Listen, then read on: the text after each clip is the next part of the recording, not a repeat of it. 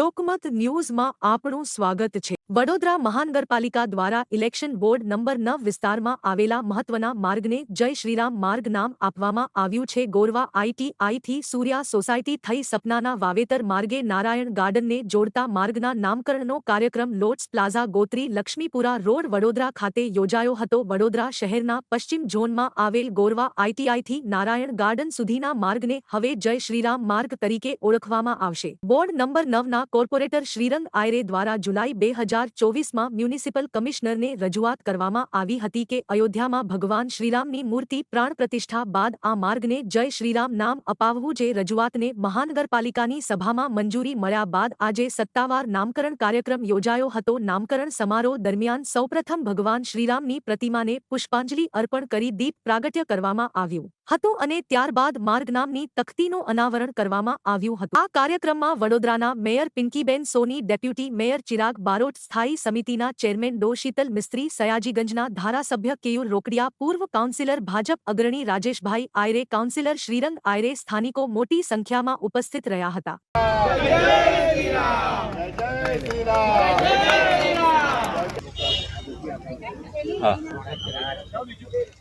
એક સેકન્ડ। આજ રોજ વડોદરા શહેરના આ વિસ્તારમાં લોટસ પ્લાઝાથી લઈ અને ITI 5 રસ્તા સુધીના માર્ગને જોડતા માર્ગનું નામકરણ શ્રી રામચંદ્ર માર્ગ નામકરણ કરવામાં આવ્યું છે। આપણે સૌ જાણીએ છીએ તેમ આદરણીય વડાપ્રધાન શ્રી નરેન્દ્રભાઈ મોદીજીએ જ્યારથી તેમનો પદભાર સંભાળ્યો છે ત્યારથી આપણી ધાર્મિક પૌરાણિક સંસ્કૃતિ હોય કે આપણો સાંસ્કૃતિક રાષ્ટ્રવાદ હોય, આપણે સૌને સીધા જોડાણની તક આપી છે। ત્યારે અમારા વડોદરા શહેરના વોર્ડ નંબર 9ના કાઉન્સિલર એવા શ્રીરંગભાઈ આયરે દ્વારા આ માર્ગને ભગવાન શ્રી રામના નામે નામકરણ કરવાનું એમના દ્વારા સૂચન કરવામાં આવ્યું હતું।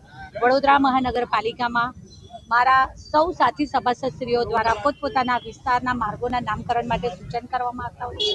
ત્યારે આ ભગવાન શ્રી રામ જે મર્યાદા પુરુષોત્તમ તરીકે ઓળખાય છે, ભગવાન રામ એટલે જ મર્યાદા, ભગવાન રામ એટલે વિશ્વાસ, ભગવાન રામ એટલે જપ, ભગવાન રામ એટલે તપ, ભગવાન રામ એટલે સત્ય અને સત્યનો વિજય। આમ ભગવાન રામને જ્યારે 550 વર્ષની લાંબી પ્રતીક્ષા બાદ આદરણીય વડાપ્રધાન શ્રી નરેન્દ્રભાઈ મોદીજી દ્વારા અયોધ્યામાં જે રામ મંદિરનું નિર્માણ કર્યું અને આજે 2 વર્ષ પૂર્ણ થયા આ મંદિરના લોકાર્પણને, ત્યારે આજના આ દિવસને ખાસ યાદગીરી રૂપે રાખી શકીએ અને આપણી સૌની યાદોમાં સંજોવીને રાખીએ એવી રીતે શ્રીરંગભાઈ દ્વારા જ્યારે આ નામનું ભગવાન શ્રી રામના નામે નામકરણ કરવાનું સૂચન હતું ત્યારથી જ એમની પોતાની પણ ઈચ્છા હતી। ત્યારે આ બંને શુભગ સંયોગે આજના દિવસે આ રોડનું નામકરણ કર્યું છે। હું શ્રીરંગભાઈ આયરે અને મારા અહીંના સૌ સાથી સભાસદશ્રીઓને, આ વિસ્તારના આ વિધાનસભાના સૌ સભાસદશ્રીઓને પણ અભિનંદન પાઠવું છું। અમારી સાથે સ્ટેન્ડિંગ સમિતિના ચેરમેન શ્રી ડૉક્ટર શીતલ મિસ્ત્રી, આ વિસ્તારના ધારાસભ્ય શ્રી કેયુરભાઈ રોકડિયા, ડેપ્યુટી મેયર શ્રી, સૌ મારા સાથી સભાસદશ્રીઓ અને આયરે પરિવાર બધા સાથે સ્થાનિક નાગરિકો સૌએ સાથે મળી અને ભગવાન શ્રી રામને આજે યાદ કર્યા છે। એમને પુષ્પાંજલિ અર્પણ કરી, હૃદયાંજલિ અર્પણ કરીને એમના આશીર્વાદ લઈ અને આજે નામકરણ કરવામાં આવ્યું છે। હું સૌને ખૂબ ખૂબ શુભેચ્છાઓ। આજે વડોદરા શહેર માટે ખૂબ આનંદની ક્ષણ છે। પ્રભુ શ્રી રામના 500 વર્ષ પછીના જે મંદિરનું પૂર્ણ થયું અને મંદિરનું નિર્માણ થયું એને આજે 2 વર્ષ પૂર્ણ થયા છે અને થોડા જ વખત પહેલાં ધજા ફરકાવીને મંદિરનું બાંધકામ પણ પૂર્ણ થયું છે અને પણ ધજા પણ ફરકાવવામાં આવી છે। ત્યારે આજે એ નિમિત્તે જ્યારે મંદિરને 2 વર્ષ થયા છે એ નિમિત્તે આજે વડોદરા મહાનગરપાલિકા દ્વારા નારાયણ ગાર્ડન લોટસ પ્લાઝાથી લઈને ITI 5 રસ્તા સુધીના આ નવીન રોડનું નામ જય શ્રી રામ માર્ગ નામ આપવામાં આવ્યું છે। હું વડોદરા મહાનગરપાલિકાના ખૂબ ખૂબ અભિનંદન અને શુભકામનાઓ અર્પણ કરું છું। અમારા વિસ્તારના જાગૃત કાઉન્સિલર શ્રીરંગભાઈ આયરે, નરસિંહભાઈ, સુરેખાબેન, ઉમિશાબેન, આ બધા દ્વારા આ રોડનું નામ એ જય શ્રી રામ માર્ગ આપવામાં આવે એવો જે રજૂઆત કરી હતી વડોદરા મહાનગરપાલિકાએ સ્વીકૃતિ આપી છે।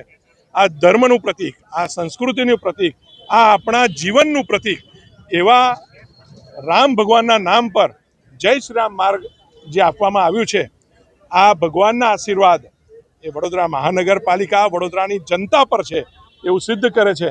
અને હું તમામની ટીમને જેમને આની અંદર પોતાનો ભાગ ભજવ્યો છે એ તમામને અભિનંદનને શુભકામનાઓ આપું છું. આજરોજ જ્યારે રામ મંદિરને જ્યારે 2 વર્ષ પૂર્ણ થઈને ત્રીજા વર્ષની જ્યારે વર્ષગાંઠ ઉજવી રહ્યા છે ત્યારે તમામ હિન્દુ ધર્મના તમામ ભારત વર્ષના તમામ લોકોને આજના દિવસે હું ખૂબ ખૂબ શુભેચ્છા પાઠવું છું કે આજે અમારા વિસ્તારની અંદર માનનીય મેયર શ્રી, માનનીય મ્યુનિસિપલ કમિશનર શ્રી અને માનનીય અમારા ધારાસભ્ય શ્રી, ચેરમેન શ્રી તમામના માધ્યમથી આજના દિવસે અમારો જે જય શ્રી રામ માર્ગ છે, જે લોટસ પ્લાઝાથી સપનાના વાવેતર થઈને જે પંચવટી એટલે ITI 4 રસ્તા પાસે પહોંચે છે એ રોડનું નામ જય શ્રી રામ નામ આપવામાં આવ્યું છે. તે બદલ હું સૌનો ખૂબ ખૂબ આભાર માનું છું. અને આજના દિવસે આવેલા અમારા તમામ વડીલો છે, ભારત માતા મંદિર અને જય શ્રી રામ અમારા જે ઉંડેરા ખાતે મંદિર આવેલું છે તેમના પણ મહારાજ શ્રી અહીંયા આવ્યા છે. તો તે બદલ હું સૌનો નતમસ્તક વંદન કરીને આજના દિવસે આ રોડના નામકરણ માટે સૌનો ફરીથી એક વખત ખૂબ ખૂબ આભાર માનું છું.